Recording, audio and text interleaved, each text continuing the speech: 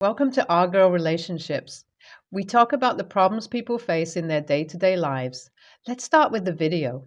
My brother Mason has always been an entitled a hole. I'm genuinely not sure where he got this from, but it's been in him ever since we were kids. Where me and my other siblings, one younger and one older brother, grew up to be quite non confrontational, my brother became the loud, mean bully. He had no respect for anyone around him, not for his siblings nor his parents. So, having empathy and respect for the people around him would be a thing that would be useless to even consider that he ever cared about the feelings of anyone else except for Larissa. Mason met Larissa during the first year of high school and had been in love with her ever since. No one knew that, though, not me, nor my brothers or his friends. He always had his tough demeanor, even when she was around him. So, of course, when she and I started flirting with each other, I still vividly remember the day I came home from one of our initial dates. I was so happy because we were getting along great, and honestly, I thought my family would be very happy for me, and they were, except for none other than Mason. As soon as I got home, walked inside my entire room was trashed. It was a whole mess. Everything from my books to my clothes was scattered around, and I knew exactly who had done it, but not sure why. The mess was intense, so much so that I had to call my parents to inform them of the situation, just in case that someone might have broken in. Well, of course, that wasn't true, and it was none other than Mason who had done it. He was loud and proud about it too, claiming that I deserved it for going after his girl. That was the first time I blew up at him. This initiated our rocky relationship. Of course, before this, it wasn't like we had an amazing bond, but at least we were on speaking terms. But now that too had washed away. Well, I continue to date Larissa, and my brother continues to fume over our relationship. This rivalry continues between us until one day we find out that my brother had gone behind our backs and has started to date Larissa's cousin, who was in the same school as us. Now, this wouldn't have been an issue until Larissa told me more about her, and we came to find out that she was just like my brother. So much so that I'd call her the female version of my brother. Well, they start dating during the senior year of high school and decide to get into the same college. All seems rainbows for my brother because he's met a girl who is just like him, and also who is rich and will let him unleash his dominating personality on her. He's living the dreams while living with her in her parents' apartment, her very strict conservative parents' apartment. At this point, too, he had been minimally in contact with us, meeting me and Larissa during holidays. I thought we were cool at that point. I thought we were now grown adults with partners of our own, but boy, that was far from the case, as right after being back for first Christmas from college, my brother tried to touch Larissa inappropriately after being drunk. This was it for me. Even after Larissa said she didn't want to press charges, I knew I had to cut him out, and so most of my family. This enraged my brother, and I guess he had this entire phase where he wanted to prove to us his worth and make us regret cutting him off. So he took a bunch of loans from the bank on Nikita's, his girlfriend, house and borrowed quite a bit of money from our relatives to start up a business. Well, I have to admit that this business really took off. From what I heard, my brother made quite a lot of money from it and also spent it all with the same intensity. So when his business started failing after 2 years, he had no money to get by. He had even dropped out of college, and Nikita's house was taken away by the bank, and there he was, broke and homeless, along with his girlfriend, who was now pregnant and disowned by her family for being a disgrace.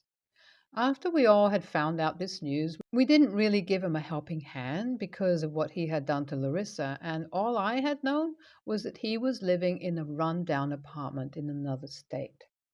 Years and years passed since I or anyone had been in contact with him.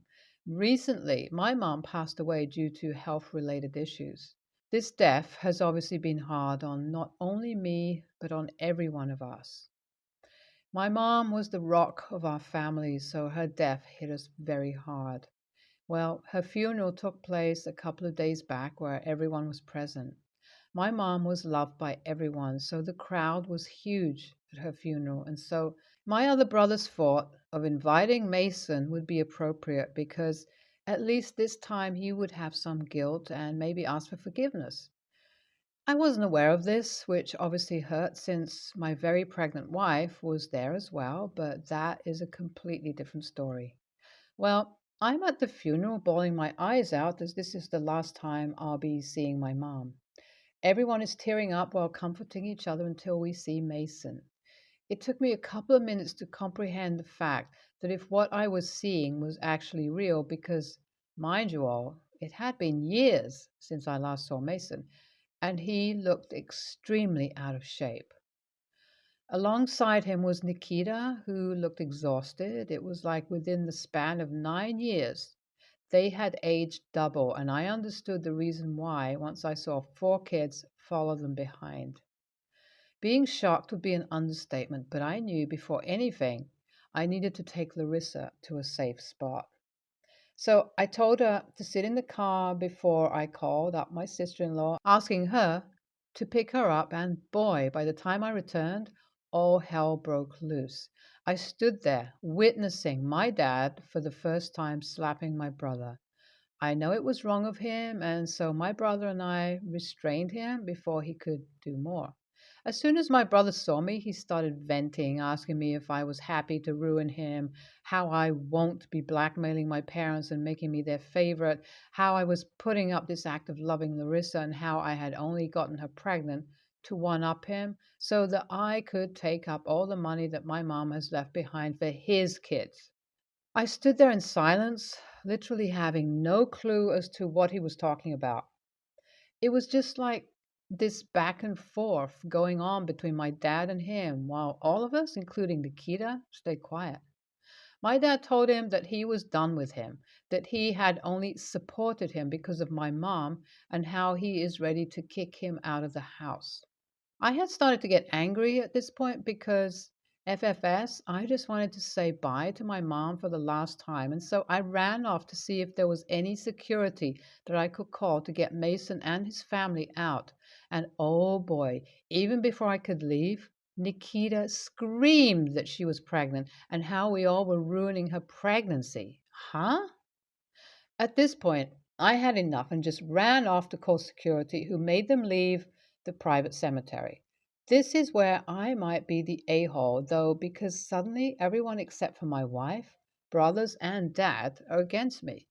All the relatives claimed that me and my dad were wrong for not letting Mason mourn the death of his mom, which he was apparently doing by screaming at me and making a scene at the funeral. I also caused distress to Nikita by doing absolutely nothing. I'm really not sure if I handled this situation properly. I know I was under a lot of stress, so it is completely valid that I might be an a hole because I was responding under emotions and not with my mind. Any advice would be much appreciated. AITA? A lot of you were asking for more information about the situation. My previous post was filled with information I knew about the situation, and so I have made this update dedicated to inform you of everything that's been happening. I talked to my dad the day after the funeral, and that is when he explained everything to me. Things make a lot of sense now. So basically, ever since my brother lost his business, him and Nikita had been quite literally homeless and had no place to live. They lived in their car for a couple of months until my mom found out about their condition and started letting them live in a house she owned in another state. Ever since then, my mom and my dad have been in contact with them, sort of, just keeping up with the well being of my brother's children because at this point, we all know how my mother and Nikita are. So, the reason why Mason showed up at the funeral was to fight the inheritance my mom left us all. Mason expected much more than just a house because apparently he deserves more after everything I put him through. This had been an ongoing argument between my mom and him, and once he found out my mom passed away without switching the will, he drove himself to the funeral and was let in due to the invite sent by my brothers to the funeral. The more I hear about this man, the more disgust I feel for him. I already had no respect for him, but the way he just acted at my mom's funeral after everything she did for him just proves that he's some sort of psychopath, only caring for himself. My dad and I will be meeting up with a lawyer soon to start the eviction process, so I will update you all later. Hi, all. It's been 6 months since my last post, and I am happy to say that we were able to kick Mason to the curb while successfully moving Nikita and the kids to her parents' place. This happened right on the day that we were going to see the lawyers. Nikita messaged me, asking me if there was any way she could call me and have a conversation. Although I was nervous, I told her I would, and right before I left for the appointment, we talked on the phone. On the call, Nikita opened up to me about how she was done with Mason. She had been for a while, but he has trapped her into living with him by making her a stay at home mom, and after so many kids, she really thought there was no way out. So when she heard my dad say that he was going to kick them out of the house, it felt like a breath of fresh air because she knew this was her chance to either run away or do something about the situation. So, as an attempt to ask for help, she decided to call me. I knew I was taking a risk to help her because, like I had mentioned, Nikita was a lot like my brother, but with our current interaction, it also looked like she was desperate for help. And as a soon to be parent, it hurt my heart to just turn down a mother. So I talked to Larissa, who talked to Nikita's parents, who was shocked to find out that they now had 5 grandchildren. They immediately agreed upon taking her in on the condition that she divorce Mason and stay as far away from him as she could. That's exactly what she wanted, and so they made a deal. As soon as my brother was served the eviction notice of 2 months, she would move out of the house, and boy, watching the color drain out my brother's face after one bad thing after the other happened to him was satisfying to say the least. But unfortunately, I cannot say that he has learned anything from it. Currently living in a rundown apartment, my brother already has a new girlfriend, much younger than him. This is not surprising, but just disappointing. The only thing I am happy about is having my nieces and nephews closer to us and not living under the shadow of their dads anymore. NTA, you handled this perfectly with a lot of calmness. If I was in your place, I would most likely do something that was closer to your dad's response, and honestly, much needed for a person like your brother. It's good that you guys are calling him out for his entitlement because it's better late than never. NTA, Nikita and Mason both acted like high school couples who were throwing a fit for not getting their way. Your dad should have done what he did way earlier, to be honest. I, 27, bought my first house last year with my husband, Marcelo. It is 4 bedrooms and 1.5 baths. I organized a master's and office from Marcelo, WFH. The smallest bedroom has been prepped to become a nursery, and the final bedroom is a guest bedroom with the idea it will eventually become a kids' room. Recently, my grandma was visiting my new home with my cool uncle, Rocco, his wife, Kate, and my uncle Richard, 60, male. I don't get along with my uncle Richard, but for some reason, he absolutely loves Marcelo, so decided to tag along for the visit. Well, while I was making dinner for all of us, Marcelo took my family on a tour of the home. When we finally sat down to eat, my Uncle Richard asked where my brother, 20, Robbie's room would be. I replied, obviously, if he is visiting, he would stay in the guest room like any other guest. My Uncle Richard said he meant it when my brother comes to live with me. For context, my brother has autism and has difficulty with work independent living. He currently lives with my father in another state. When he was born, my parents were both addicted, and my mother had severe PPD. At the age of 8, I started raising him basically as a parent. I was the one who had to ask a doctor when I was 13 to get him diagnosed and to receive aid. I cooked for him, changed diapers, corralled him from his eternal wandering, went to IEP meetings, etc. I love him and it isn't his fault, but I basically gave up my childhood for him. My dad, who has been sober for 11 years, currently takes care of Robbie. However, My dad has major health issues and does not expect to live past the next 10 years. It is common knowledge in my family that Robbie will be my responsibility when my father passes. Well, I told him Robbie wouldn't live with me. When I was looking for a home, the one I purchased was high on my list since there is a large group home a block away, 5 minutes walk, for people with disabilities. My residents there have ASD, and it is within walking distance to the grocery store and a few other locations that hire the residents for part time work. I said, Robbie, if he is unable to stay in the home he is now in, an area he enjoys, would move to an apartment at the group home nearby. In the meantime, it seems like he should stay where he is. My Uncle Richard told me I was a bad sister and I couldn't just abandon my brother. I told him that I already sacrificed my childhood and I won't sacrifice my future children's. Plus, I see my option as giving my brother more independence, not abandonment. Furthermore, it is more important to do what Robbie is most comfortable with, which for now seems to remain in the city he currently lives in with my dad. Finally, I told my uncle that if he is that concerned that Robbie lives with family, that he has several empty rooms in his house that he can use. My Uncle Richard called me an a-hole and stormed out of my home. My grandma and husband agreed I was in the right. However, my Uncle Rocco and Kate think I could have been a bit nicer. NTA, your reasoning was perfect. And a gold medal for saying that your uncle had rooms to spare if he felt so strongly about the issue. NTA, you are absolutely doing the right thing, and you don't have to be nice to them. They weren't being nice to you when they accused you. Context. I, 19 female, start college next week. Nothing crazy, just community before transferring. When I was 16, my stepdad's aunt gave me $5,000 for college. My stepdad deposited it into his account so I wouldn't have access to it until I was 18, which I was skeptical about. But okay, since my mom is usually the one that recklessly spends or uses my money.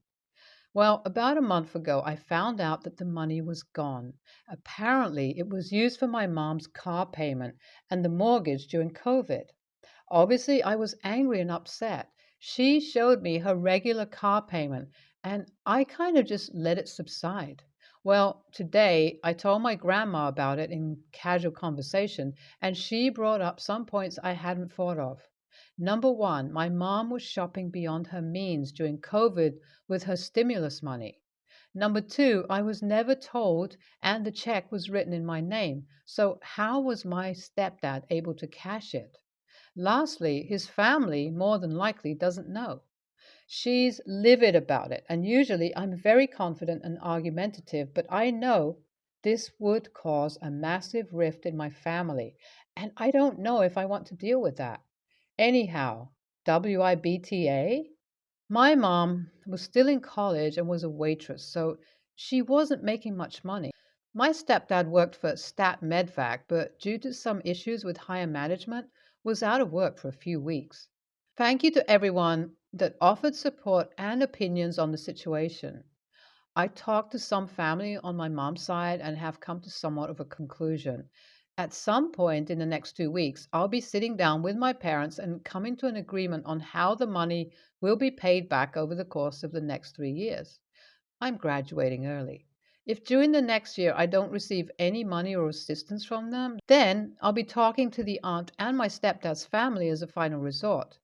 I'll also be meeting with a counselor from my school this week to get resources for therapy so I can healthily process whatever may happen over the next few months and to make sure I've processed any past trauma healthily. If anything happens, I'll post a second update to this. Thank you. NTA, your parental figures went right behind your back and stole from you, then didn't tell you till you noticed it. NTA, if your stepdad's aunt can get a copy of the check through her bank, you can look at it to see if they forged your signature. She may not be so cooperative since it is her relative that stole the money.